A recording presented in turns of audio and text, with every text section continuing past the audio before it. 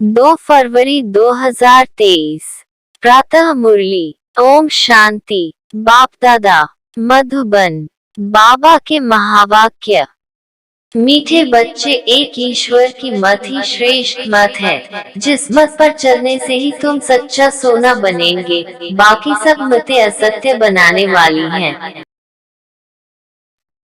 प्रश्न: कौन सा पाठ एक ज्ञान सागर बाप में भरा है, जो किसी मनुष्य आत्मा में नहीं? उत्तर: बाबा कहते, मुझ आत्मा में भक्तों की संभाल करने का, सबको सुख देने का पाठ है। मैं ज्ञान सागर बाप सभी बच्चों पर अविनाशी ज्ञान की बरसात करता हूँ, जिन ज्ञान रत्नों का कोई मूल्य नहीं कर सकता।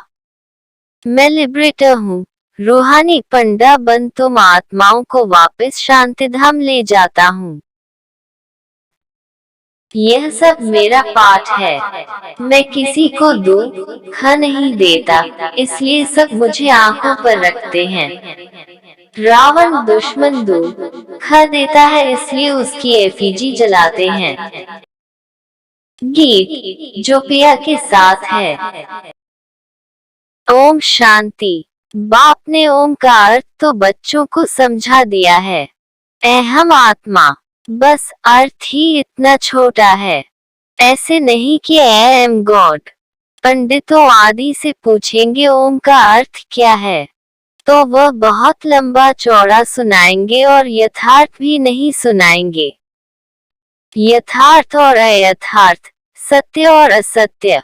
सत्य तो है ही एक बाप, बाकी इस समय तो है ही असत्यता का राज्य। राम राज्य को ही सत्य का राज्य कहेंगे, रावण राज्य को असत्यता का राज्य कहेंगे। वह यथार्थ ही सुनाते हैं। बाप है सत्य, वह सब सत्य सुनाकर सच्चा सोना बना देते हैं। फिर माया असत्य बनाती है। माया की प्रवेशता के कारण मनुष्य जो कुछ कहेंगे वह सत्य ही कहेंगे, जिसको आसुरी मत कहा जाता है। बाप की है ईश्वरीय मत, आसुरी मत वाले झूठ ही बताएंगे। आसुरी मतें दुनिया में अनेकानेक हैं, गुरु भी अनेक हैं, उन्हों की श्रीमत नहीं कहेंगे। एक ईश्वर की मत को ही श्रीमत कहेंगे। अभी तुम बच्चे समझते हो हम श्रीमत पर चल श्रेष्ठ बनते हैं। सबसे श्रेष्ठ तो है ही परमपिता परमात्मा, जो रहते भी ऊंचे ते ऊंचे हैं। सब भक्त उनको याद करते हैं। भक्त श्रीमत को याद करते हैं, तो जरूर कोई आसुरी मत पर हैं। अभी तुम श्रीमत पर श्रेष्ठ बनते हो, फिर वहां भगवान कहकर याद करने की दरकार ही नहीं। देवी देवताओं को कोई दुख नहीं जो याद करना पड़े। भक्तों को तो अपार दुख है। अभी तो बहुत दुख के पहाड़ गिरने हैं। महाभारी लड़ाई, यह दुखों का पहाड़ है मनुष्यों के लिए। तुम बच्चों के लिए सुख का पहाड़ है। दुख के बाद सुख जरूर आना है। इस विनाश के बाद फिर तुम्हारा ही राज्य होना है। अनेक धर्मों का विनाश होता है और जो धर्म अब प्रायः लोप है, उनकी स्थापना होती है। गोया इस महाभारी लड़ाई द्वारा स्वर्ग के गेट्स खुलते हैं। इस गेट से कौन जाएंगे? जो राजयोग सीख रहे हैं। सिखलाने वाला बाप है। जो पिया के साथ है उनके लिए यह ज्ञान बरसात है। पिया बाप को कहा जाता है। वह वर्षा तो पानी के सागर से निकलती है। यह अविनाशी ज्ञान रत्नों की बरसात है। जो पिया ज्ञान सागर के साथ है, उनके लिए अविनाशी ज्ञान रत्नों की बरसात है। इन अविनाशी ज्ञान रत्नों की तुम्हारी बुद्धि रूपी झोली में धारणा होती है। एजुकेशन बुद्धि में धारण की जाती है ना।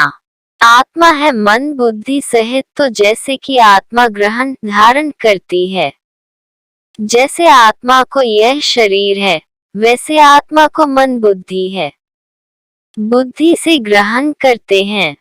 ग्रहण तब होता है, धारणा तब होती है जबकि योग है। यह बाप बैठ बहुत सहज बातें समझाते हैं।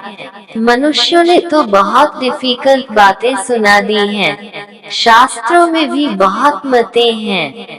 गीता का बहुत प्रचार है। अध्याय का अर्थ बहुत करते हैं। कितनी अनेकानेक गीताएं बना दी हैं और कोई शास्त्र नहीं जिसके लिए कहे फलाने का वेद, फलाने का शास्त्र। गीता के लिए कहते हैं गांधी गीता, टैगोर गीता, ज्ञानेश्वर गीता, अष्टापा गीता।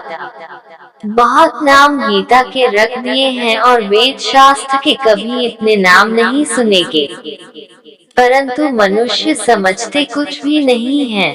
यह ज्ञान ही प्रायः लोप हो जाता है। अब डीटी सावरेंटी कहाँ से मिलेगी? जरूर जो सत्युग की स्थापना करने वाला होगा वही देगा।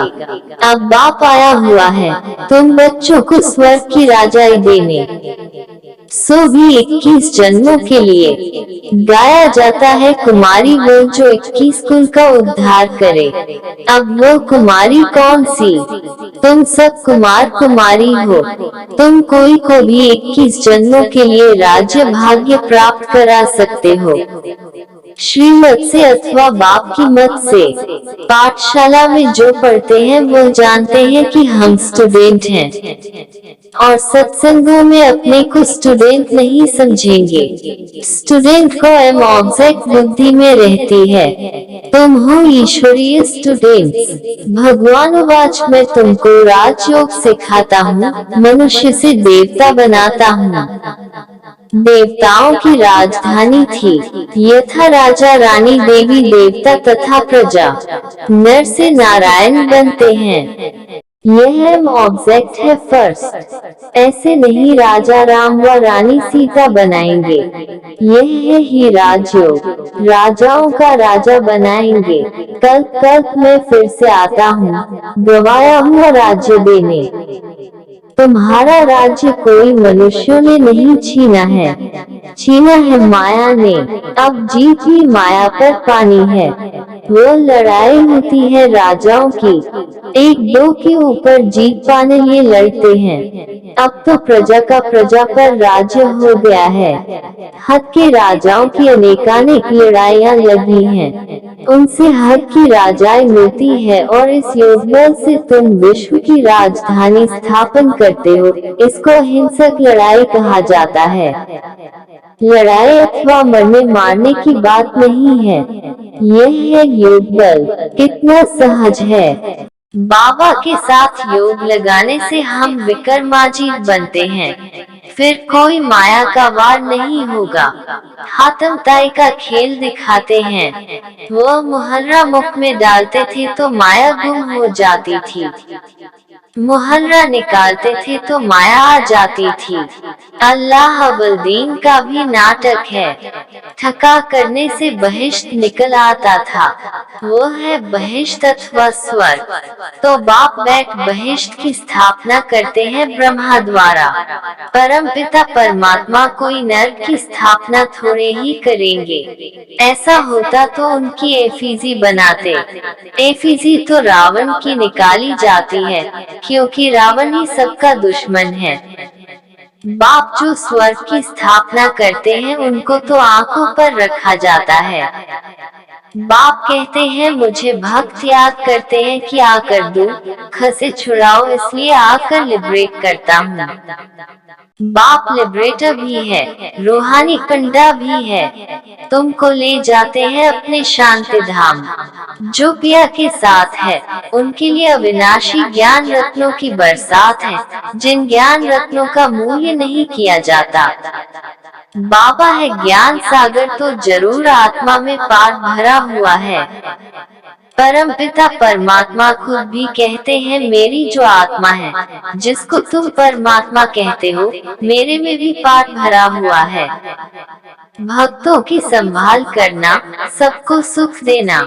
दुख तो माया देती है, भक्तों को अल्पकाल के लिए सुख देने का भी मेरा पाठ है। मैं ही साक्षात्कार कराता हूँ और दिव्य बुद्धि देता हूँ, जिसको ज्ञान का तीसरा नेत्र कहा जाता है, जिससे तुम्हारी बुद्धि का गोदरेज का ताला खुलता है।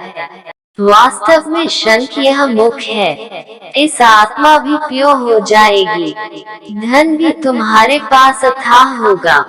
तुमको बहुत लोभ है, परंतु इनको शुद्ध कहा जाता है। इससे भारत सारा शुद्ध बनता है। भारतवासी चाहते हैं राम राज्य, वन गवर्नमेंट, वन नेशन हो, एक मत, अद्वैत मत हो। अद्वैत का अर्थ ही है देवता।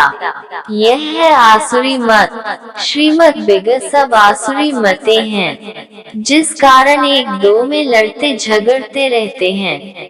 ईश्वर के बच्चे न होने कारण निधन के बन पड़े हैं। सतयुग में देवताएं हैं धनी के, वहाँ जानवर भी कभी लड़ते नहीं। यहाँ तो सब लड़ते झगड़ते हैं। सतयुग में है सबको बेहद का सुख।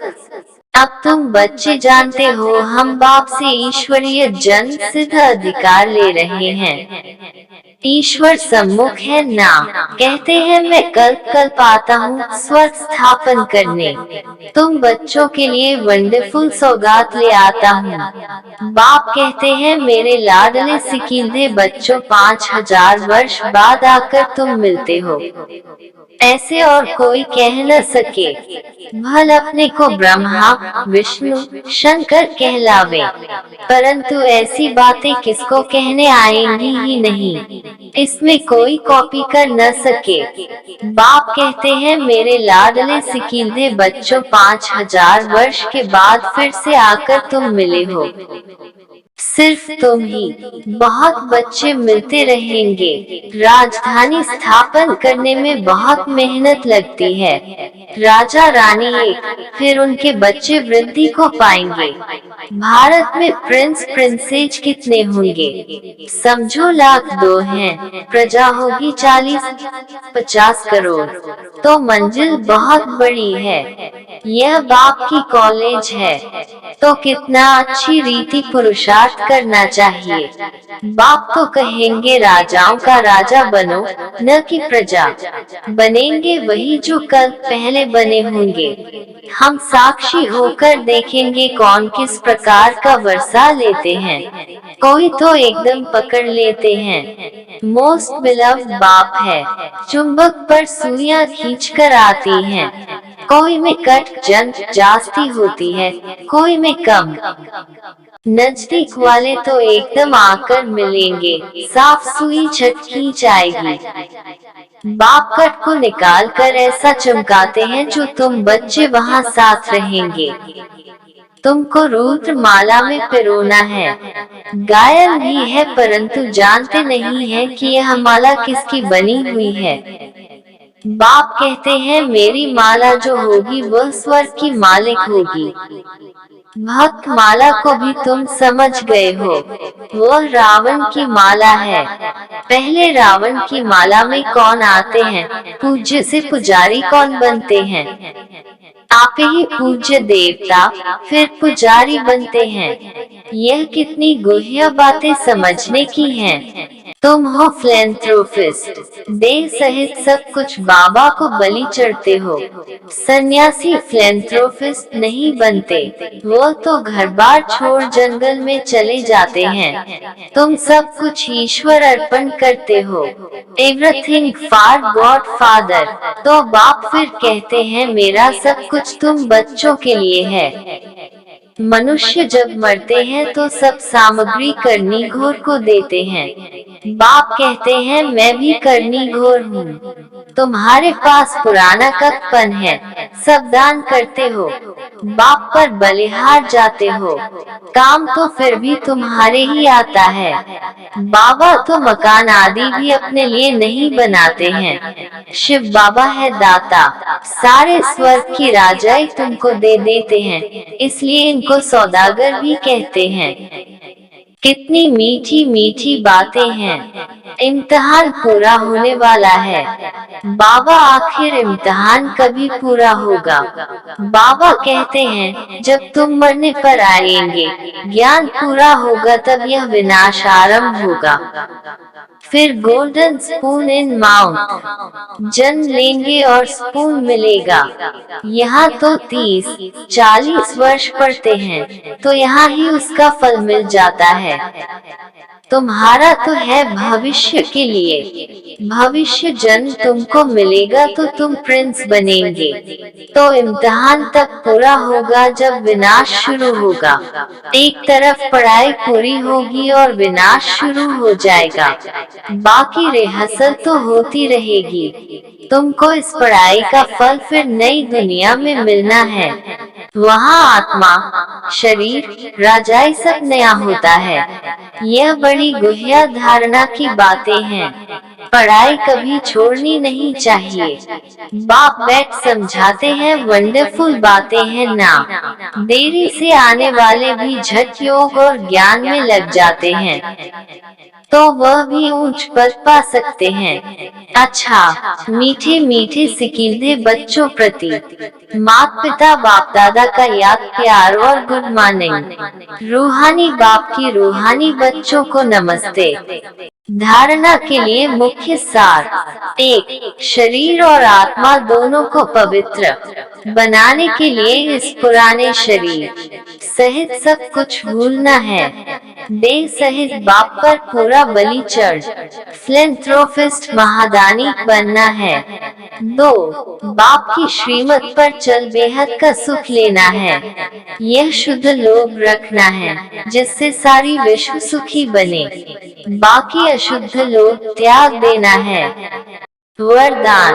अमृत वेले के महत्व को जान महान बनने वाले विशेष सेवाधारी भाव। सेवाधारी अर्थात आँख खुले और सदा बाप के साथ बाप के समान स्थिति का अनुभव करें। जो विशेष वरदान के समय को जानते हैं और वरदानों का अनुभव करते हैं, वही विशेष सेवाधारी हैं। अगर यह अनुभव नहीं तो साधारण सेवाधारी हुए, विशेष नहीं। जिसे अमृत वेले का, संकल्प का, समय का और सेवा का महत्व है।